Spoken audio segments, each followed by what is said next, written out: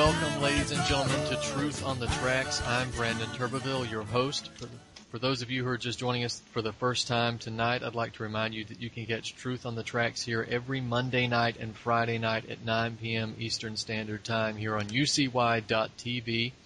You can access the show's personal page at ucy.tv/TT for Truth on the Tracks. And on that page, you'll find the show's archived versions. You'll see the RSS feed to my articles, and you'll also find the chat room down there on the bottom of the page as well.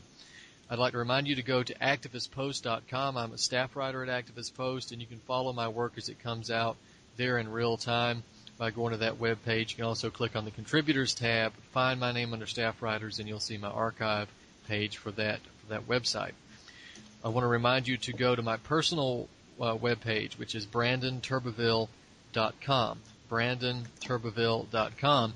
And that's the web page where I repost all of my articles, where I repost the archive versions of this show and all of the interviews that I do.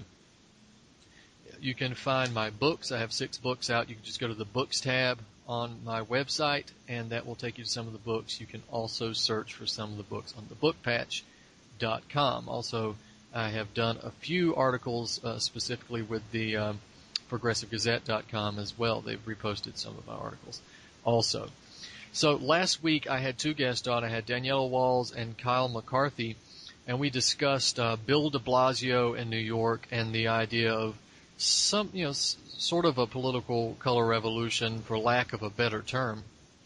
But I have them on this week as well because we want to talk about something that's more important than Bill de Blasio and more important than political candidates. This is the mass upsurge that you've probably heard me mention in the past on this show, the mass upsurge that may begin in 2014.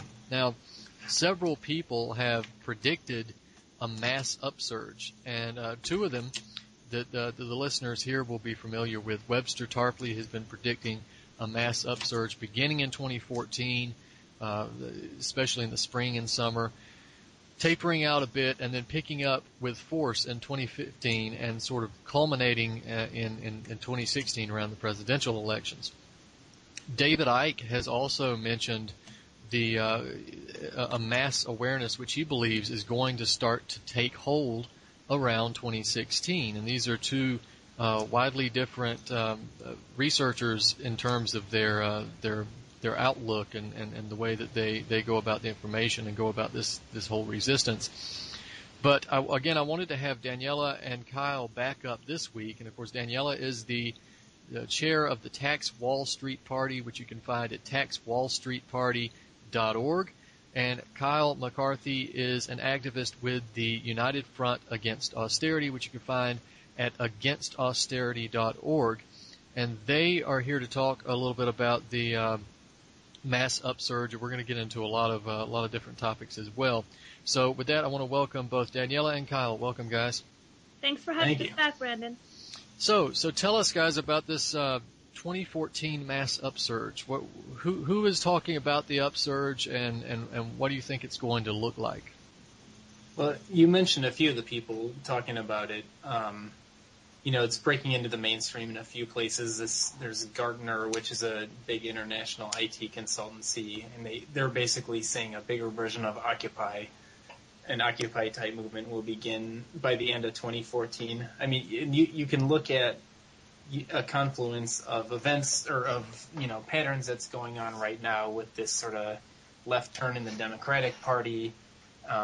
It's a natural consequence of the economy getting worse and worse and people's backs being put against the wall. And you can look also in just historical cycles. I mean, if you go back 80 years from 2014, political cycles tend to be these 40-year things, and it seems like every 80 years there's a revolution. 2014 minus 80 years is 1934, and that takes you back to the New Deal upsurge and this, big international turmoil. 80 years before that is 1854, and that gets you to, revolutions all over Europe, and of course in, leading up to the U.S. Civil War. 80 years before that is 1774. It's sort of a natural cycle, and it's also just having to do with what's going on right now. And I would definitely recommend people check out Webster Tarpley's talk at the Left Forum, which I'm sure you can find on YouTube. But, like I said, this Gardner is the one that's saying it's going to be a larger version of an Occupy Wall Street type of movement. If they're predicting that it's going to be a bigger version of Occupy, then we should ask ourselves what Occupy was and what Occupy is. Like, we're told a bunch of activists spontaneously appeared in New York, self-organized into some sort of utopian collective and just started protesting, everything from income inequality to police brutality. I was very involved in Occupy LA and in Occupy New York, and was actually protesting with a guy named Danny Panzella a month before Occupy New York started. We were doing a protest at the Fed, the New York Fed, because it was the largest Fed branch, and there's still clips of that on YouTube. And then Occupy came in, but that was starting to grow some steam. Anyway, that's a different subject.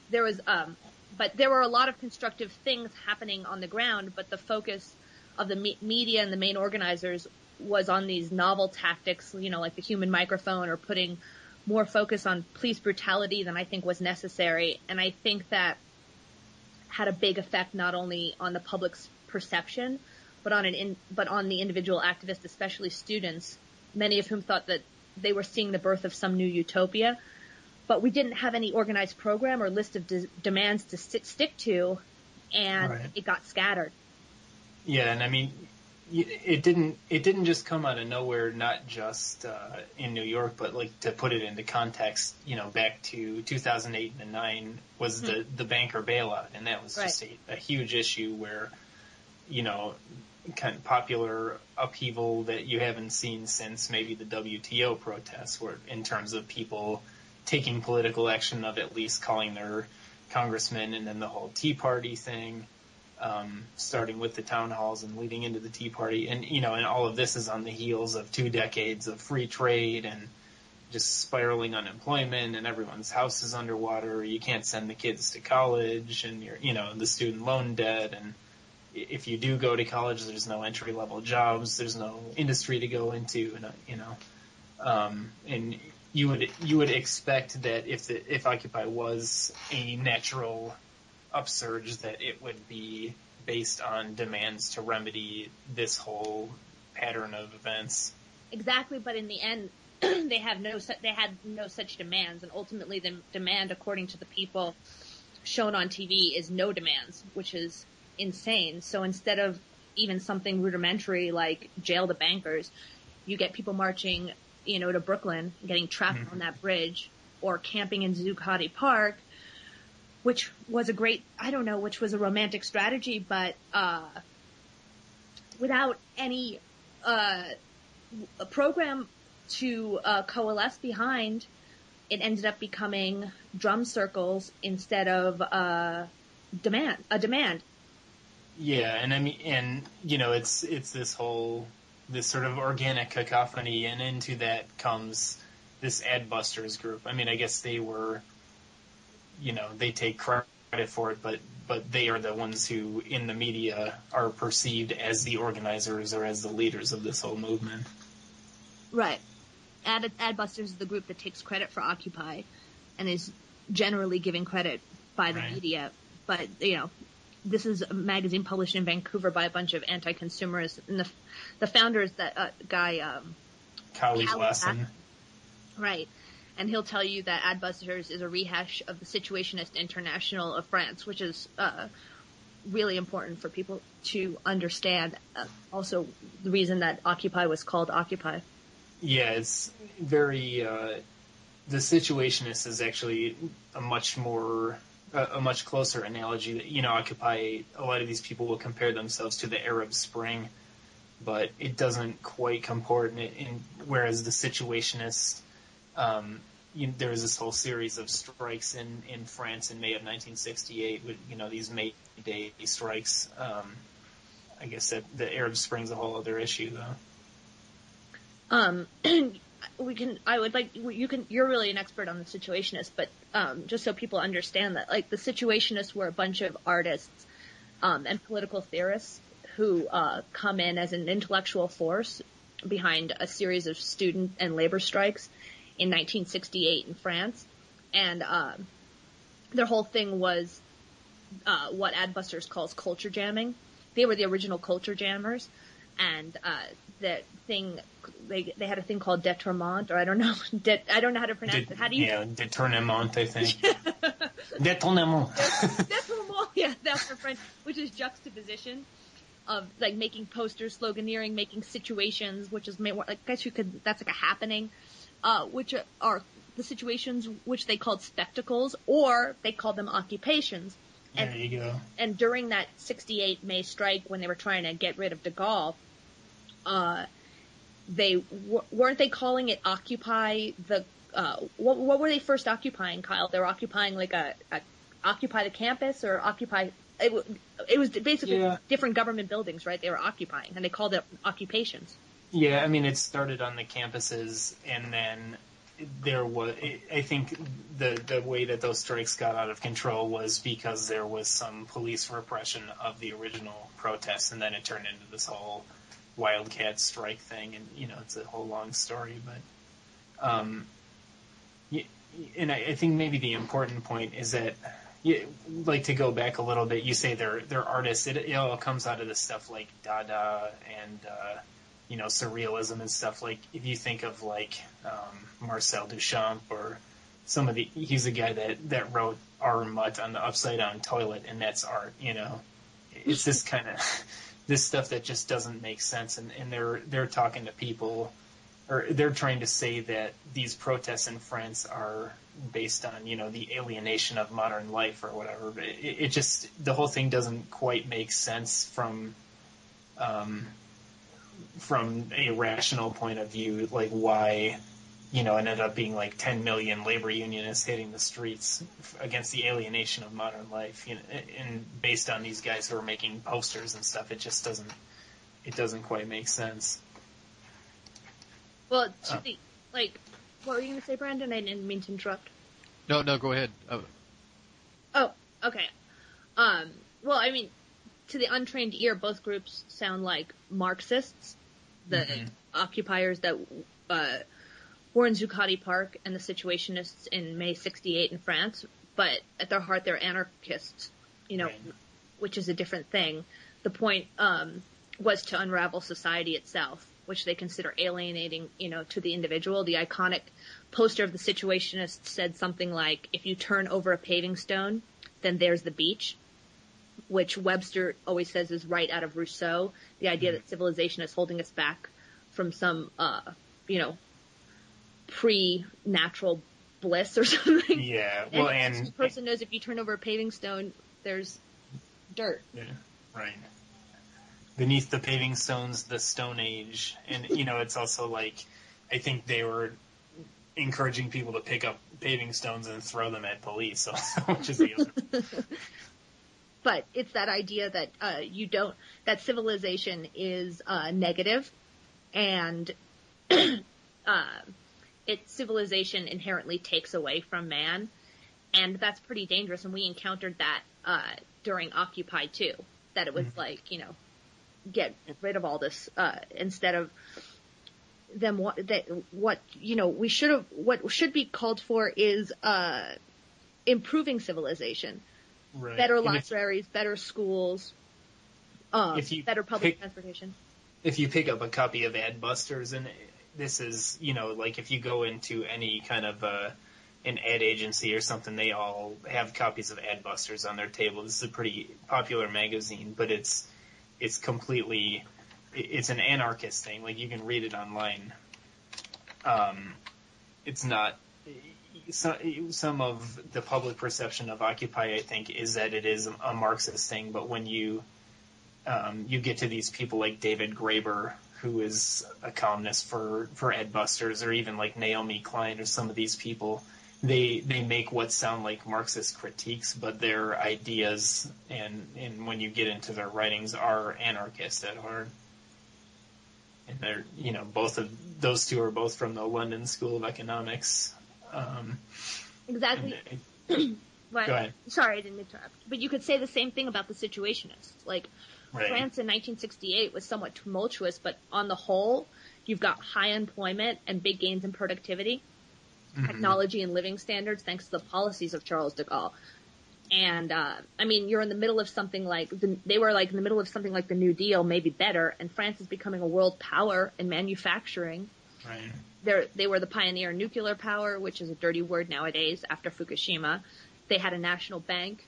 De Gaulle was an anti-colonialist who tries to keep JFK out of Vietnam, and he's bringing France out of World War II, where, you know, they were half conquered by the Germans, by the Nazis, and into... This whole Vichy thing. Yeah, exactly. The Vichy, and into the modern world as this powerful and independent nation. And while there are some real economic disruptions and grievances in this process, it makes no sense that the response would be for 10 million French workers to hit the streets to me during that time, because that was like the 30 years of French glory. So France was that's why I don't understand, Kyle. I don't know. I don't understand. Yeah, why I think that was booming at that time, and then all of a sudden, these situationists or these group of artists come out of nowhere and they talk about the alienation of modern life and the bourgeois this and the bourgeois that. Yeah, and then all of a sudden, and all of a sudden they're trying to oust de Gaulle when he was at the height of his power. Sorry to ramble, but right. And I think that's the difference between the situationists in the context of, you know, France in the 60s versus Occupy, is that the American economy today is in the toilet. I mean, we're, you know, this post-industrial rubble heap, but like you're saying, de Gaulle has France on the ascent, and you know, his program. Tarpley has an article called, I think it's called De Gaulle as an Economic Dirigist, and he calls his program dirigisme, which is, I'm probably pronouncing that wrong. Our French is terrible. Our French is terrible. Brandon, can you help out? We don't speak French. And his program, and in France, this tradition goes all the way back to the 1600s with this Jean-Baptiste Colbert, who's a famous economist. It gets picked up in America under the name the American System of Political Economy, and that's Hamilton and John Quincy Adams and Henry Clay and Lincoln, all the way up to FDR and Kennedy. And so, you know, de Gaulle, like you're saying, with all these reforms, he's restored the French economy, which was a rubble heap in World War II, and is now one of the most advanced industrial economies in the world. I mean, they've got Renault, they've got a big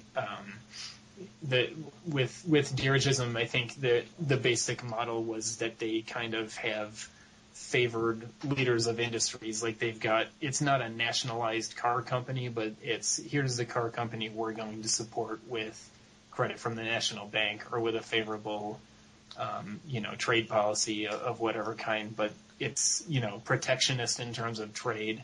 They support their industries, and so it's sort of like government sponsorship or protection of the private sector in a way that's going to comport to these long-term goals of national planning. And, you know, and so this is a good thing for the vast majority of French people, despite it being somewhat disruptive. But, you know, and now we're expected to believe that this whole situation is almost toppled by, you know, a bunch of art students throwing bricks. That's what I mean. So wouldn't the premise be that if this whole powerful situation or positive situation is toppled by a bunch of art school brats, then wouldn't the premise be that is a color revolution sparked by people who were trying to get rid of de Gaulle because he was a nationalist instead of going along with like the British American agenda or whatever? Yeah, so I think that's a very clear color revolution. It's in Occupy, I think the difference is it's more of a diversion or a wrecking of a natural process that started with, you know, the Wisconsin protests earlier in the year. Occupy was October, November. In Wisconsin was February of 2011. So it's sort of this mass strike process of people saying no to fascist governors in the Midwest and saying no to union busting and things. You know, it's something like that. It's naturally going to start turning into, hey, wait a minute, you know, Wall Street just took $26 trillion. We want it back.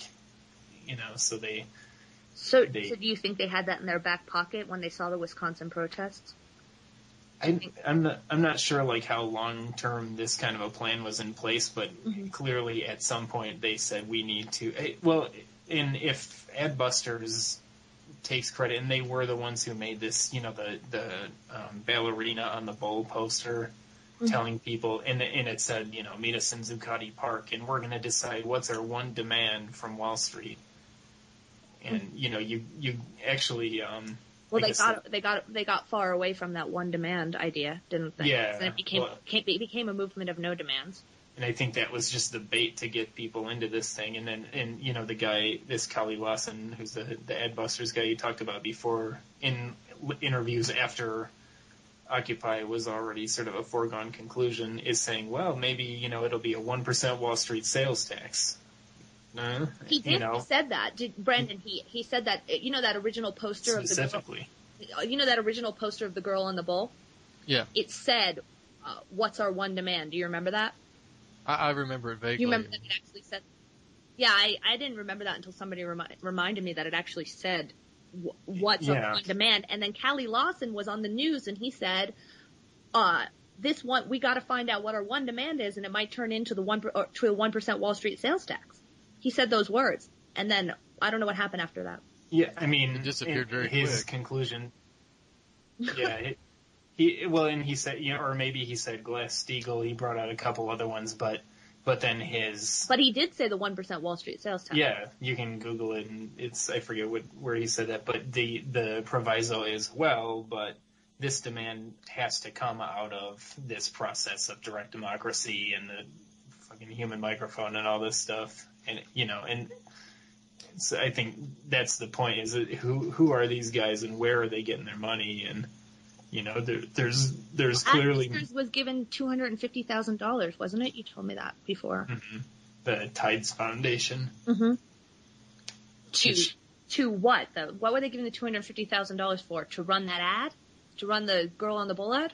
I would assume a lot of, posters and whatever, flyers and all the kind of stuff, the infrastructure that they had there. And, the Tides Foundation is sort of a front that's, drawing in money from people like George Soros from the Ford Foundation. So it's kind of like a foundation front for other foundations, which ultimately leads right back to Wall Street and the CIA. It makes perfect sense for Wall Street and London bankers. If it's the Situationists and they wanted to take out de Gaulle to restore the colonial model of government, and if it's Occupy, they want to prevent the radicalization of Americans leading into the 2012 elections. Right, and I mean there are always going to be crackpots running around, and you could go find I don't know, you could probably find some political party that's based on like the KKK or something. But the point is that when it's a mass movement and they're on TV and they're well funded, then you've got to look for the money and the manipulation. And like today. Well, you've worked at enough marketing places, Kyle, because you're a professional graphic designer, and you've worked in enough places that, I see people out all the time on Facebook with incredible memes and well-timed, well-placed movements, like even the movements that were started recently to protest the 100-year anniversary to end the Federal Reserve. Mm-hmm. That was you couldn't get better timing than that, right? On the day of the 100-year, but without big foundation backing. Like, there's a reason that a marketing company can get McDonald's to have like a new hamburger, right? Everyone knows when the McRib comes out. right. That's what I was trying to say. In a day, right? Everybody what brand of new Snickers is in a day. So people really believe that these things just appear from the ether and they're viral and they just happen to be so the timing was, stars were aligned, and that's simply not the case. These are well-placed marketed ads. If something blows up that quickly, I mean, I've worked for some marketing companies as well, and I've made some things go viral as people would think. Like, and I can't. Who cares? I'll name, for restaurants and things like that, chains. And back to the color revolution thing we were talking about last week, it's like a lot of it is pure manipulation. Like they're faking the number of people at the protests. They are faking these Twitter storms. They're making it seem like either the movement is bigger than it is, or like the leadership of the movement is more clearly defined than it is, so that everyone just sort of falls in line. It becomes a self-fulfilling prophecy. Mm-hmm. Right. Right, exactly. There are some interesting things that I noticed on the ground that the media was doing. Like, remember in the very beginning, the media had those, it almost looked like pre-revolutionary France, when they had the bankers sipping champagne on that balcony, and it was as if they were laughing at the protesters. Yeah. That wasn't really my impression from the ground. I actually found that the best response, when I was there with some actual, like things like the Wall Street sales tax, or presenting some flyers that had some real issues on them, I found that the bankers themselves stopped and read the things and said, "Good for you guys," and were very receptive. And I was on Webster Tarpley's show, and he said an interesting comment that when we were passing out flyers as well for Randy Credico's campaign for the Wall Street sales tax, some of the most receptive were the people who are most educated about finance. And Webster said that was interesting because it's almost like bears make money, bulls make money, Webster said, and pigs get slaughtered. And, I've had banker friends that say, yeah, we should pay some tax. Why aren't we paying this 1% Wall Street sales tax? It's better than being hated, There should be some regulation. Any smart banker knows there should be some regulation. They don't want their industry to be maligned to the point where, they're just the most hated creatures on the planet. Because most of these people, you would presume, got into whatever, working for a hedge fund or whatever, because they were great at math, or because they were whatever. These are smart people. They were at this time, they were pulling people out of school who were studying whatever, engineering and whatever. Yeah, and I have a finance friend who called me because I'm from New York, and he said, Daniela, I'm going to go back and get my master's in education. And I said, really? And he said, yeah, it's just not worth it anymore. I have to carry my suit in a bag on the subway because everybody hates us. And he said, it's just not worth it. It's not worth the karma, and it's not worth being hated anymore. And so he would be the first one that would call for regulations. It's just most of the public is so uninformed about economics that they can't, it's a subject they can't get behind. Yeah, and of course that's not true when you get to the level of Jamie Dimon and Lloyd Blankfein and whoever else these people are that we don't see. Well, they're all laughing, thinking, why the hell aren't we coming up with economic reforms to counteract their economic destruction?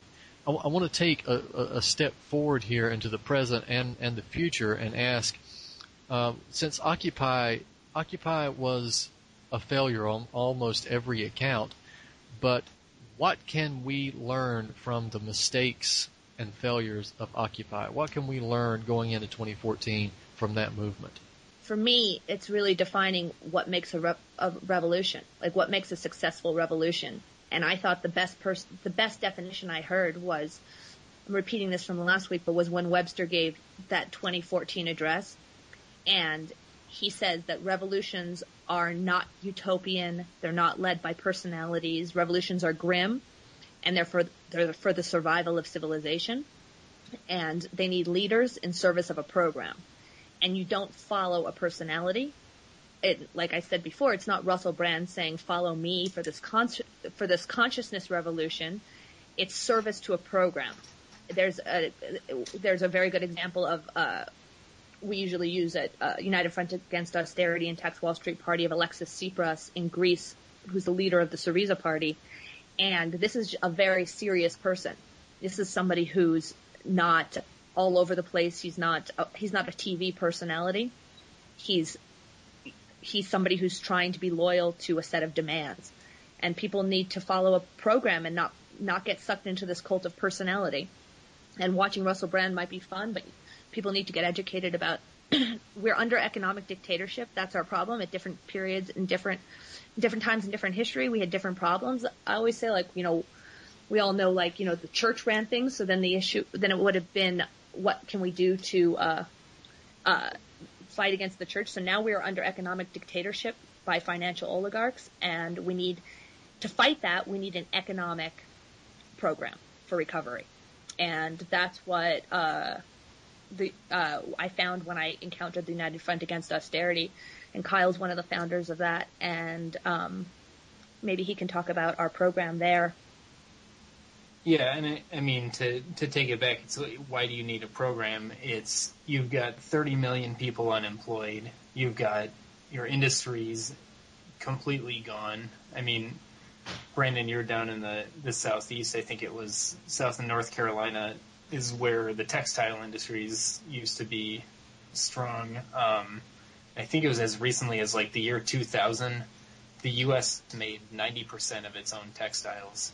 And now it's down to, less than 5% or something. It's just these specialty niche things. And, people talk about like, the industry's just gone, or we've got globalization, or we've got robots, or they just gloss over these very concrete things like our industries went to Bangladesh and El Salvador and Thailand and whatever.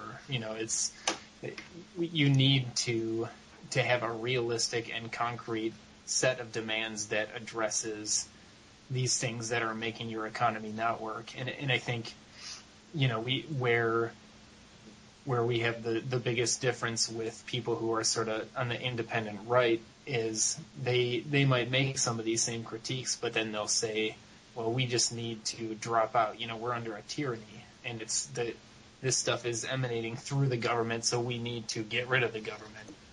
But then what do you have? Then there's no protection from anything, and Wall Street's still running wild.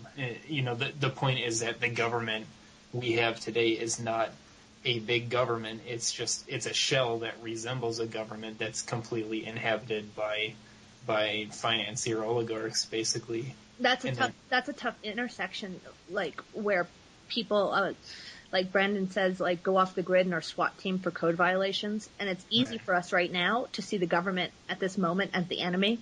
And then so the government's doing all these horrendous things with,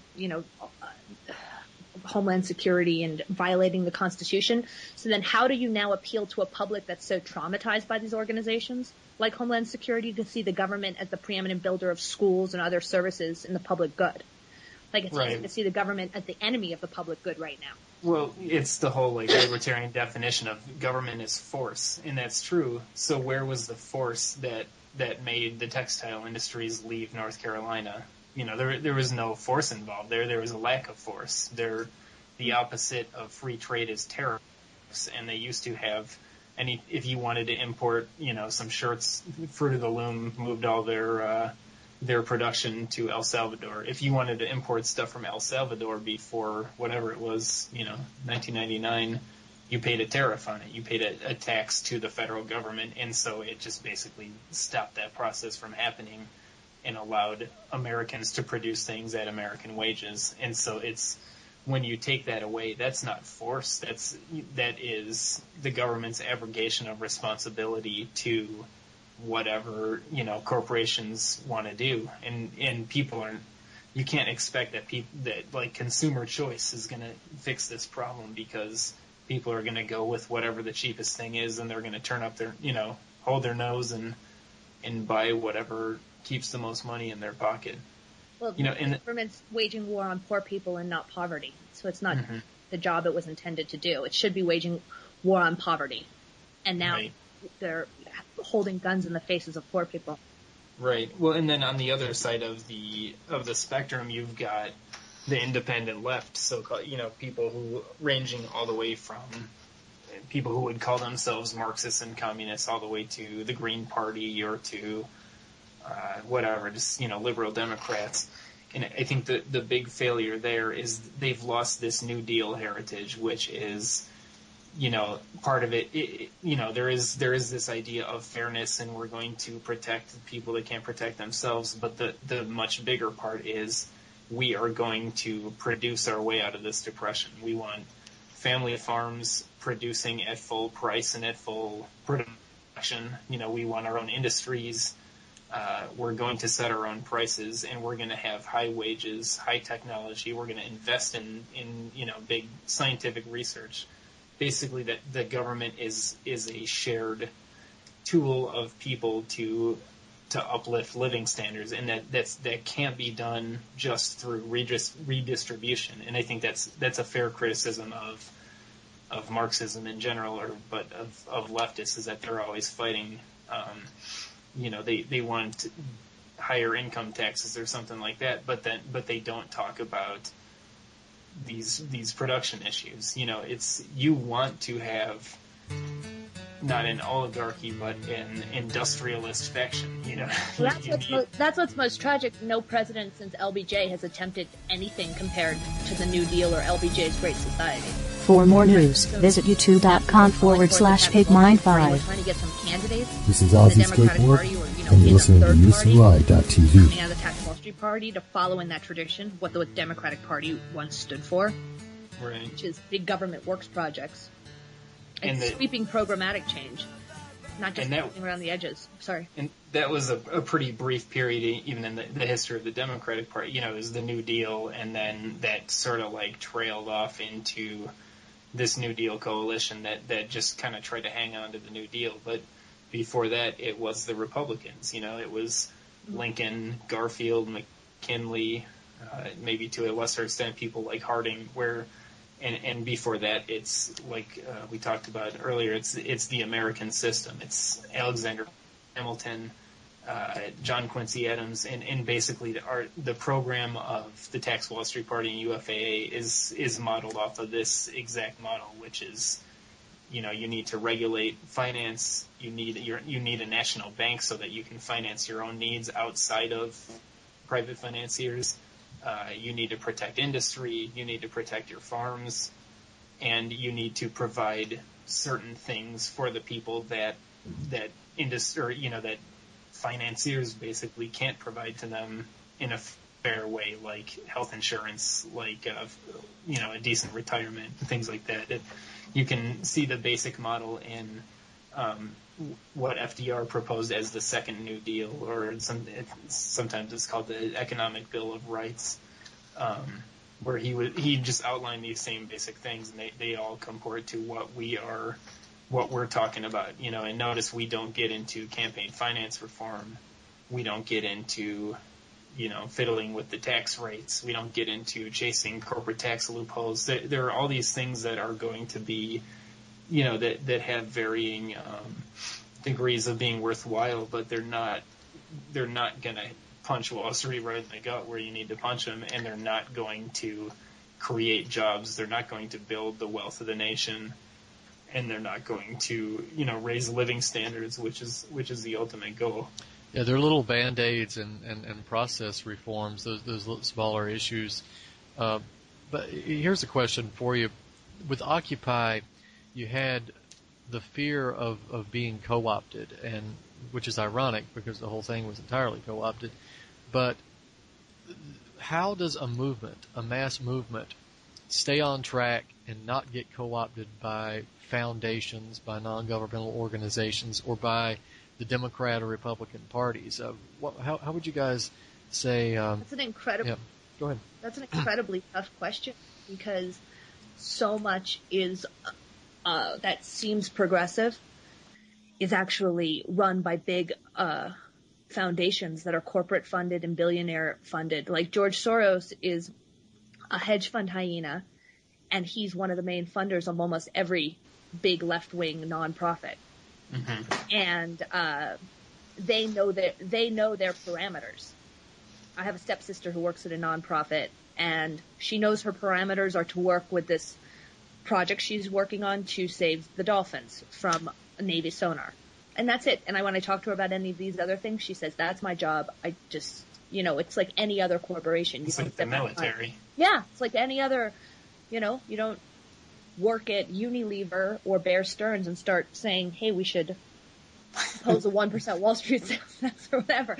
So everything's been compartmentalized, and the layers and layers of propaganda and media support are so thick that it's almost impossible for the average person to distinguish. And that's the big question I keep asking myself. How do you get the average person to understand? In the independent media or independent, activist groups like we're involved in, have to be somewhat realistic about our own reach, where, we can have an indirect effect, and that's basically UFAA is trying to do that in terms of just, mass propaganda. Tax Wall Street Party is trying to do that in terms of injecting demands into political contests to pull them in the right direction. But ultimately, like in the New Deal, the force that intervened between the people and the government were the labor unions, was the Teamsters and the AFL-CIO and stuff. And you definitely need those kinds of groups. Well, and we had an endorsement for the Tax Wall Street Party already at the AFL-CIO on their website. So that was a positive thing. Yeah. Sorry. Right. You need these groups like that have some kind of a microphone and have a big constituency. It's not going to be a grassroots revolution where everyone has their own say or, there's some of that involved, but ultimately where it gets magnified is groups like that. And today you've got a little bit of that kind of stuff going on with like the National Nurses United Union. But, it's going to you're going to need teachers unions, you're going to need the AFL-CIO, stuff like that. And the National Nurses Union, they're great fighters, but they're behind a Wall Street sales tax, but they've already been taken over and introduced to the topic through the Robin Hood Foundation, which is a George Soros corporate-funded version where the money doesn't go back to the taxpayers, it goes to their private charities. Right. Like the AIDS in Africa, when the money that is taken from the taxpayers should go right back to the taxpayers. And it's a tiny percentage, whereas we would demand a 1% across the board on stocks and corporate bonds and derivatives. They're saying 0.5% on stocks, which is good, but then on derivatives it's 0.003%, which are 3 basis points. So Kyle Brendan, the Robin Hood tax is a perfect example of what Brandon was asking. Mm-hmm. How do you distinguish between, or how do you deal with co-opted organizations? And we're calling for a 1% Wall Street sales tax, but the people calling for that are most popular have all the advertising money to make very slick commercials, and that's the Robin Hood organization.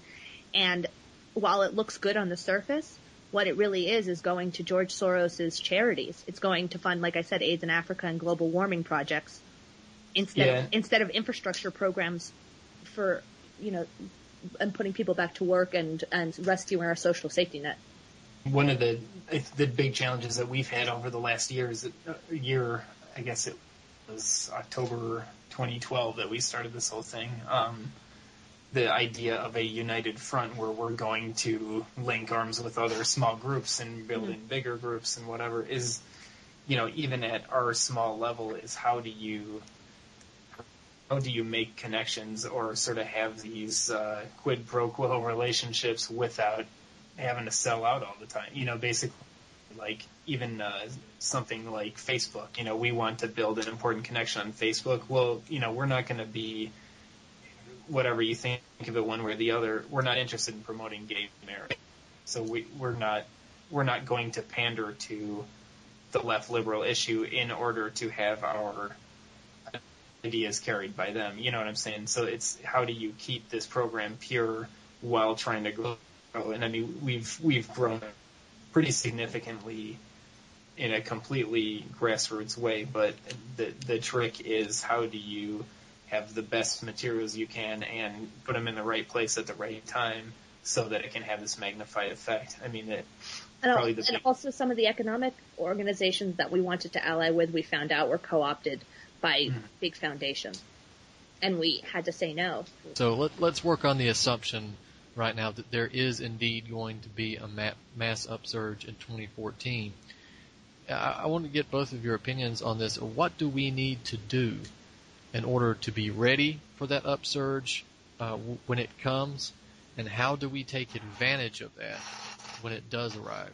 You need to find a program that you think can combat our economic depression. You need to focus on what the issue is. We're economically falling apart, and we need to combat that. And the answer, like I've said before, is not to jump on the bandwagon if they try to make this more of a new age, like you said, a new age Occupy. The problem, somebody's saying the answer is to take ayahuasca in the jungle, and that civilization is bad. And you have these talk shows with Daniel Pinchback and Russell Brand and Derek Jensen, that guy who's the best-selling author of End Civilization, and these guys are starting to coalesce, saying toward this new upsurge. And that's a little daunting. It seems like, when we talked about what is this upsurge going to look like, from what we can tell, it's going to look a lot like the 1968 period, of basically co-opting the anti-Vietnam War movement and turning it into the hippie movement. I think they're going to come back with something kind of like Occupy, but even less constructive, where they're going to say, end the Fed and replace it with credit unions, or we're all going to be in our garages using 3D printers, and that's how we're going to combat free trade. It's just these utopian anarchist solutions to everything, combined with literally New Age spiritualism and hallucinogens and all that whole package of stuff. So, to your question, though, Brandon, the hippie movement turned into drugs and fashion. Yeah. But Brandon, back to your question, it's, we need to do what we are doing online, which is trying to build a grassroots movement. We need to have better materials. We're working on improving our website. We're working on trying to create better flyers and stuff like that. We're hoping to work on something like a viral video that would have the same kind of effect that, some of those things did for the 9/11 Truth movement and things like that. We also need more people to join us who are active. Right. Likes on Facebook are one thing, but we've got an amazing group of intelligent people. We need more people. So if you are interested, like we were saying in the last show, email me at taxwallstreetparty@gmail, and I can add you to a social network we have for founders, or contact us through Facebook, United Front Against Austerity, or Tax Wall Street Party on Facebook. And in particular, we need people who are going to build networks and are going to take initiative. We've got some really great people in our group who, as far away as, Lincoln, Nebraska, and in New York and in Washington, D.C., who are attending and intervening at existing, we had some people to the Obama inauguration in 2012 and got on CNN for like a half an hour holding up a big sign that said 1% Wall Street sales tax. It's that kind of stuff where we are going to use the methods of Occupy, actually do culture jamming or do photo bombing or showing up to other people's protests with our own material. So we need the materials, but we need the people we need intelligent, motivated people to be taking initiative to be part of this process, and knowing that there's no money in it for any of us, and there's no glory. It's just to be sort of part of a historical process. The goal is to get into people's head how much money the 1% Wall Street sales tax could actually generate, that it's in the trillions of dollars, and it could rescue us from this depression. Like, the things in our program could rescue us from this depression overnight. And we need people to realize that you can get behind the rolling debt jubilee, which I don't know what you were saying, Kyle, has raised like $640,000 or something.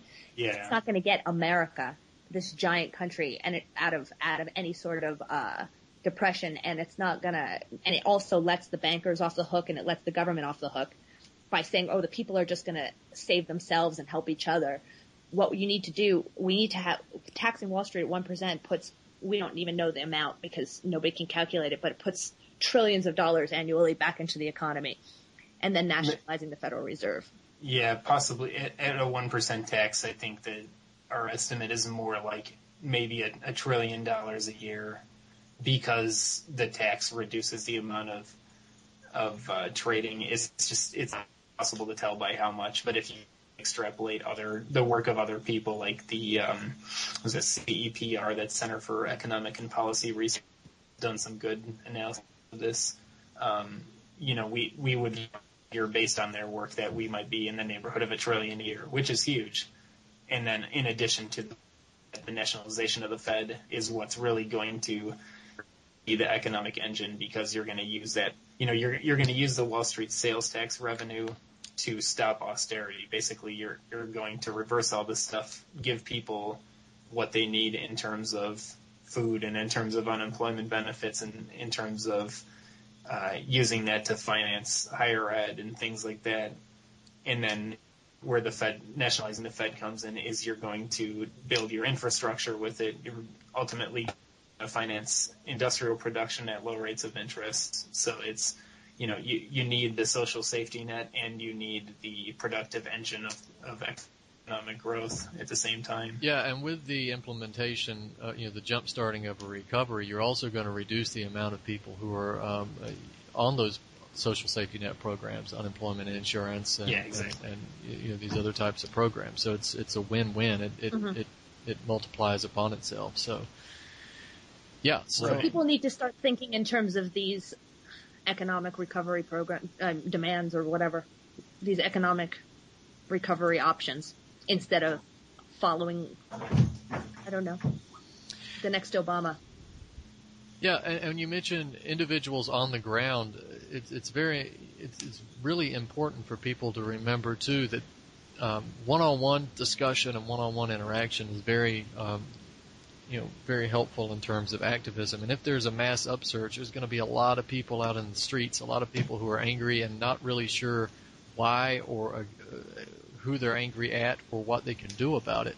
And we need to be there in order to provide them with the ability to pinpoint who they're angry at and what it is that they can do in terms of fixing the system. So that you guys have a program. We just talked about part of it, the tax. The one thing we do have going for us is that we have strong, active members in almost every state throughout the country. Even though we don't have a lot, we have very active members who go out to protest, and we're going to take our literature.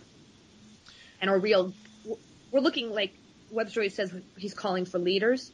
That's what we have. We have a group of people who are individual leaders that really take charge and go out and spread the literature. And that's so important. Like, we've just become like, I think online stuff has replaced too much on the ground politicking. Yeah, I agree. And we've got about 3 minutes left in the show. So why don't you guys talk a little more about the program? Just take a minute or two to run through the basics. We talked about the 1% Wall Street sales tax and the nationalization of the Fed. Maybe run through a couple other program points and just give us a brief overview. Now, I'll just quickly resketch the first two also. So with the Wall Street sales tax, this is on stocks, on corporate bonds, and on derivatives, which would be, futures, options, swaps, credit default swaps, all that kind of stuff. And the estimation of how much turnover, meaning sales, something like $5 quadrillion, and a lot of that is the same securities trading back and forth, so that as the prices rise and fall, they're trading and selling. So the point of that is A, to raise revenue, and B, to slow the rate of that kind of speculation. And it's derivatives that makes your gas expensive and food expensive. That it's a huge drain on the economy, on the real economy. And the profits in it are a huge drain on the real economy. So 1% tax on all that, nationalizing the Federal Reserve, starting with a demand for $3.6 trillion in zero interest, long-term, meaning like 100-year maturities on these bonds, federal credit. And that means the Federal Reserve puts out a tender offer to the states. They say, we're willing to buy $3.6 trillion in these bonds for these categories of projects, bridges, schools, roads, etc. And the states come back and, Michigan says, all right, we want to do whatever, $100 billion in this, that, and the other, and the Fed is going to finance that. Beyond that, that's how we're going to flood money back into the system, and we're also going to we're also calling for financial re-regulation, right? And the bailouts, clawing back the TARP. Shit too big to fail, reinstating Glass-Steagall, because people always wonder, well, what about, they go right to the regulations first, but we want to ban credit default swaps and collateralized debt obligations and set up it's a lot of stuff. I don't know if I should, but a 15% reserve requirement for all OTC derivatives and re-regulate commodities markets with 100% margin requirements, et cetera, et cetera. You can read it, Restore Chapter 11. You can read that at the Tax Wall Street Party /program/financial re-regulation. Yeah, and maybe if we have time some other time, we should talk about the tariffs again and parity agriculture, which is something that your readers might be very interested in, or your listeners, but a lot of people have never heard of, but it's a very important part of this. And then we talked a little bit about Medicare for all, basically not-for-profit health insurance for all Americans, strengthening Social Security, and some other uses of the Federal Reserve that we can get into at another time. Okay, well, I have one more question for each of you, just a few seconds apiece. Again, I want to remind the listeners that my guests are Daniela Walls, the chair of the Tax Wall Street Party. You can find them at taxwallstreetparty.org. And Kyle McCarthy, an activist with the United Front Against Austerity at againstausterity.org. Just briefly, guys, if you have just a few seconds to imagine some of my listeners who may be more libertarian-oriented, Ron Paul supporters, so forth, who may be listening to you and are kind of on the fence and don't quite, aren't quite convinced but aren't quite turned off either. What would you say to them? Just take a few seconds apiece and speak to these individuals. I would say, sorry. Go for it. I would say that we are supporting the American system of economics, of political economy, which has been almost wiped from the history books, and that was responsible for our greatest periods of growth and jobs, and now a lot of our disenfranchised working class are getting behind Austrian economics, which has never really, I don't know an example of where it's ever worked, but I know plenty of examples where we have an American system of political economy. We don't need an Austrian system of political economy. So please look up the American system of economics. And I would just, sorry, go ahead. Sorry, it makes more sense. It makes more sense. We have an American system. We're not Austrian. That's what I would say. I would just say that, a lot of people are worried about the new world order and we're going to have global government and all this stuff. Well, get off the internet and go read the source materials. Go pick up von Mises' Omnipotent Government, where he lays out exactly the same thing that Karl Marx lays out, where basically, no regulations, no trade protections, no national borders, that basically all there is arbitration in the courts, and everything else is just supposed to be individuals, cooperating around the world. You can't even hypothesize how this might work out. And so you can see that it's basically just, Abraham Lincoln said that the wolf and the sheep are not agreed upon the definition of liberty.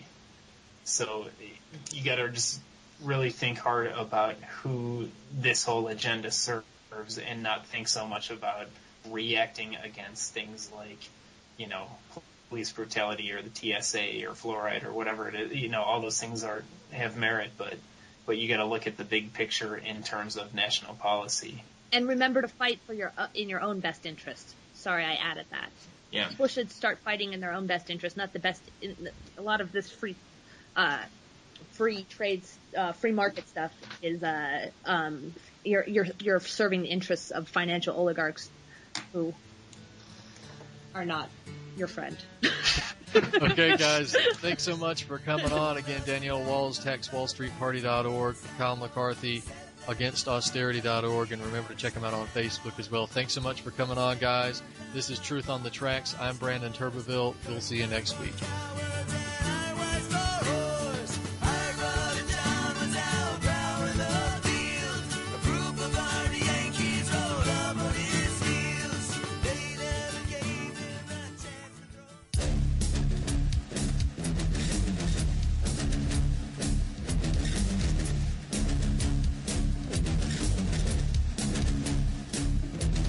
Despite all the talk about economic hard times from lawmakers, the Center for Responsive Politics has found the median net worth for a Congress member is now at $1,008,767, meaning for the first time just over 50% are millionaires. For more news, visit youtube.com/pigmind5. This is Ozzy Skateboard,